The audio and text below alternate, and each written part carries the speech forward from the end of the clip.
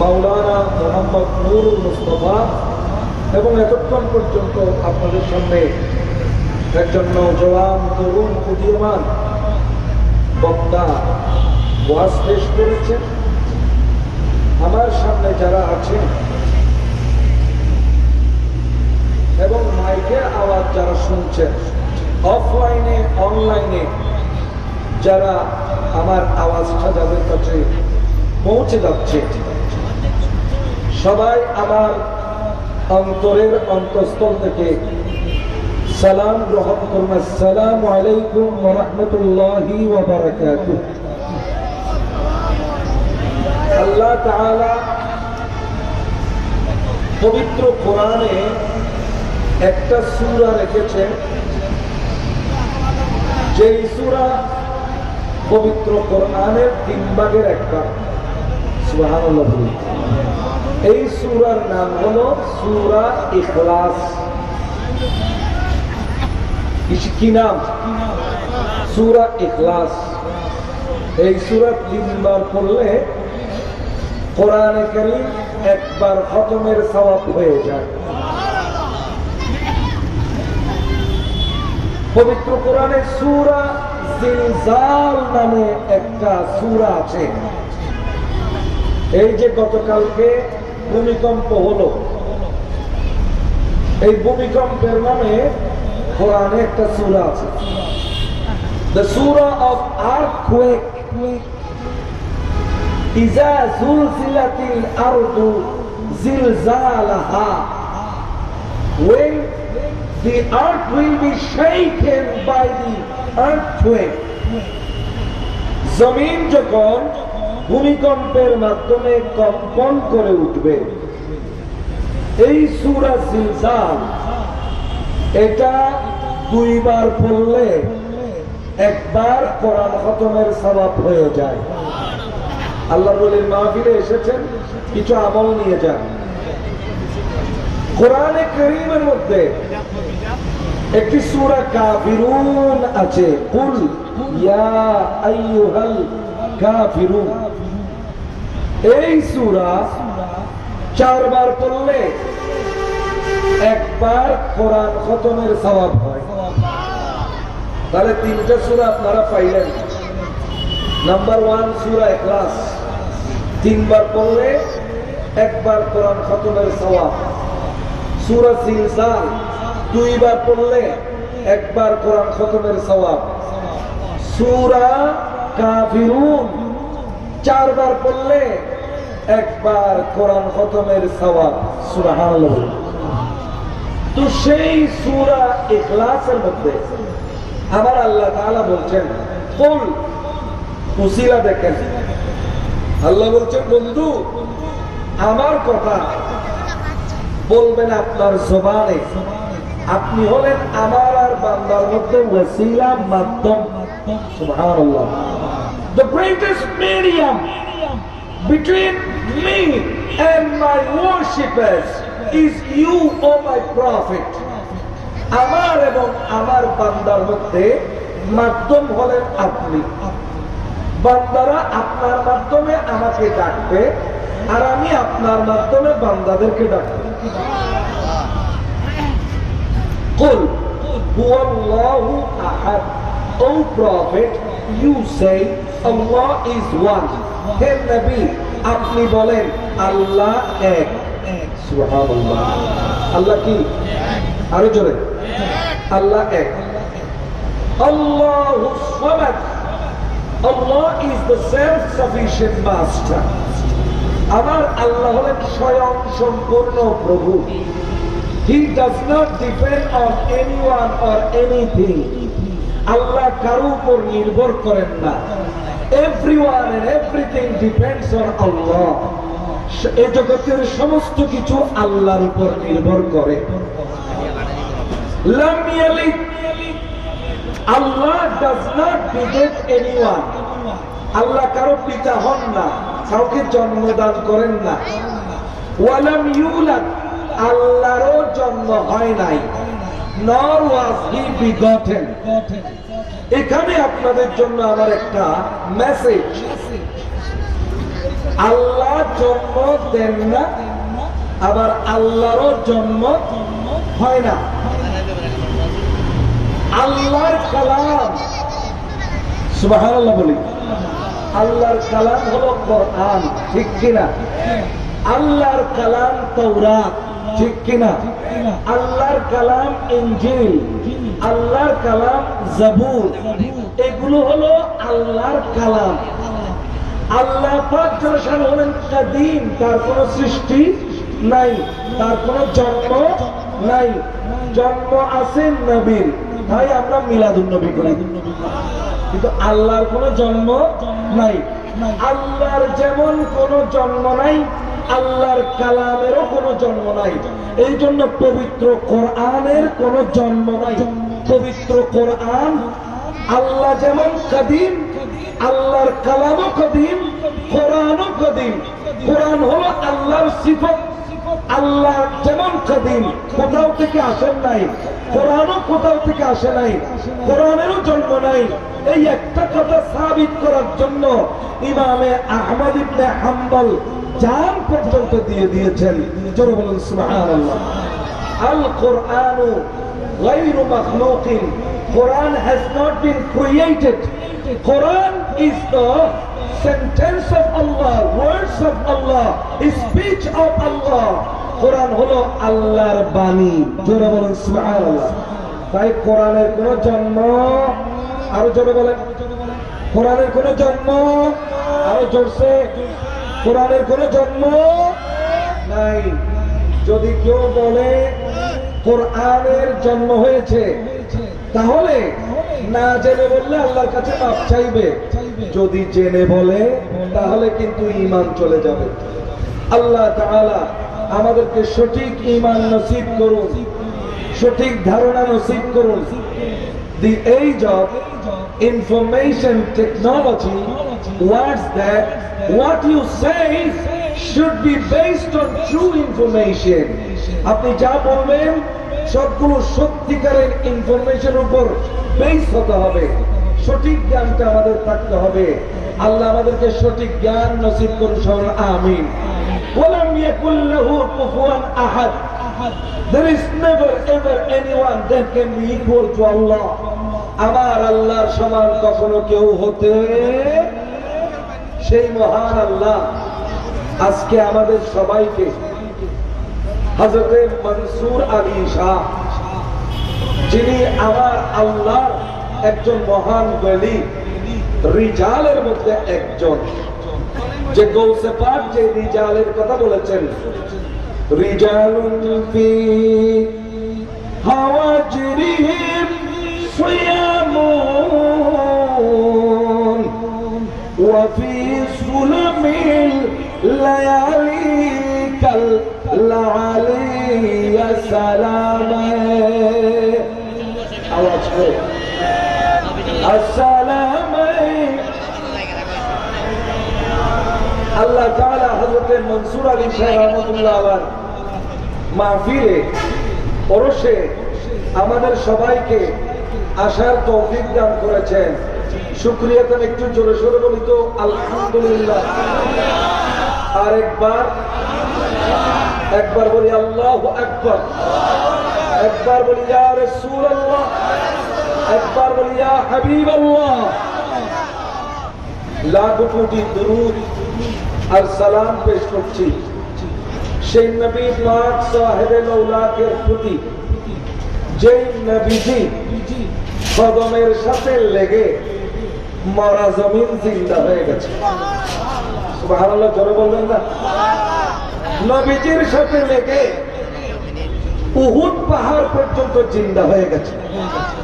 নবীজির সাথে লেগে খেজুরের মরা কাঠ পর্যন্ত জিন্দা হয়ে গেছে। অর্থাৎ নবীর সাথে লাগলে জানের দরকার নাই, প্রাণের দরকার নাই। নবীর সাথে লাগলে এমনে এমনে জিন্দা। জানের কোনো দরকার, রুহের কোনো দরকার নাই। রুহ সারা জিন্দা যদি নবীর কদমের সাথে লাগে। ঠিক কিনা বলেন না? এই ইয়াসরাব মদিনা হইল আমার নবীর কদমের উসিলায়, ঠিক কিনা বলেন? ইয়াসরিব নামে তুমি ছিলে অলকনের দেশ, বড়ই মারাত্মক ছিল তোমার পরিবেশ। ইয়াসরিব নামে তুমি ছিলে অলকনের দেশ, বড়ই মারাত্মক ছিল তোমার পরিবেশ। ওরে নবীর ছোঁয়ায় বলে তুমি সোনার মদিনা, নবীর ছোঁয়ায় বলে তুমি সোনার মদিনা। সব ভুলিব কিন্তু তোমায় বলতে পারি না, আমি সব ভুলিব কিন্তু তোমায়। আমার সোনার মদিনা, আমার প্রাণের মদিনা, সব ভুলিব কিন্তু তোমায় বলতে পারি না। সালাতুন আলাইকুম।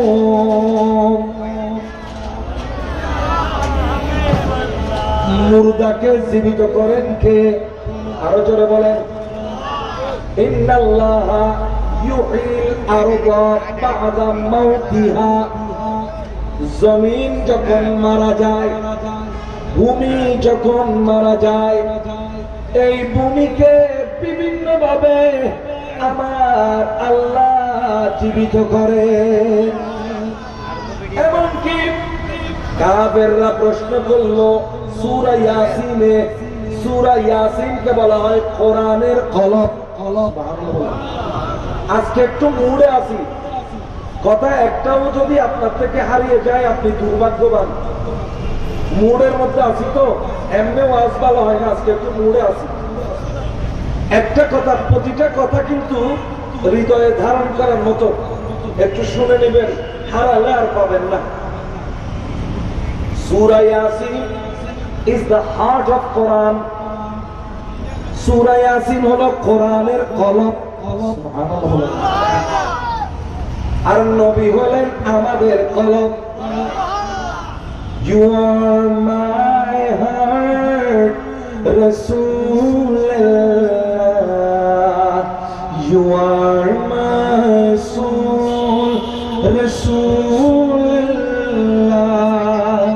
I live for you, Rasulullah. I'll die for you, Rasulullah.